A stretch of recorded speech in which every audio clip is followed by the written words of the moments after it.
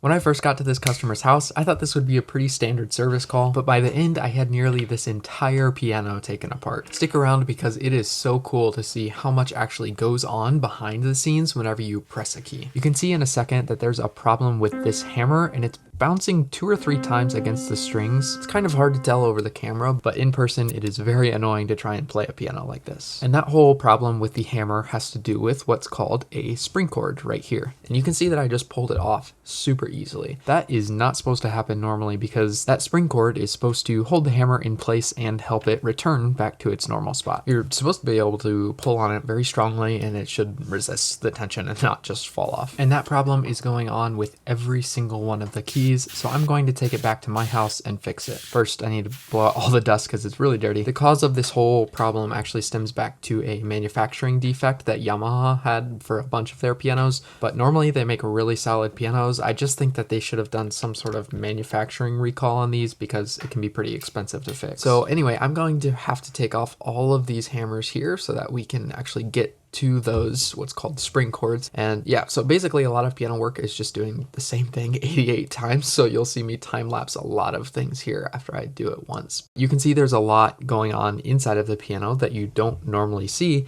and it's kind of cool to have it all taken apart. That way you can see all of the mechanisms and stuff inside of there. But anyway, I need to tip it over and turn it around. That way we can get a better look at what's going on right here with the broken spring cords. And you can see I'm just pulling these spring cords right off. That should not happen at all if they're in good condition, but these are not in good condition, so we're going to need to replace each one of them. So right now I'm scraping out the remnants of the old cords, that way we can insert some new ones in their place. And actually this is one of the most satisfying parts. I just need to do this all the way across the piano. The technical term for this mechanism that I'm working on right now is called the piano action. From there, I'm going to grab some fishing line. I know fishing line seems kind of random, but trust me, this is how it's done.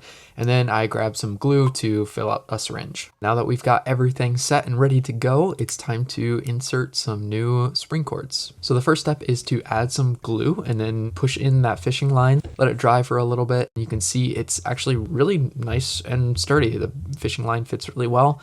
Then from there, I loop it around and glue in the other side, measure it, make sure it's the right length, and after that one dries, it will be ready to go. Now we just repeat the same process 88 times, and in this video you can see there's a second person. I actually grabbed my little brother to help me out with this part. I think the whole project took us around maybe 8 hours or so, but anyway, now that I have the new pieces installed, it's time to put everything back together. And in a second, you can see I grabbed this spring right here, and I'll move it down and engage it with the new spring cord. All of that work was to get the hammer functioning like it should. Again, I just do the same thing 88 times, put it all back together, then we can install the hammer rest rail. Then we put the action back in the piano, and you can see what it was like before.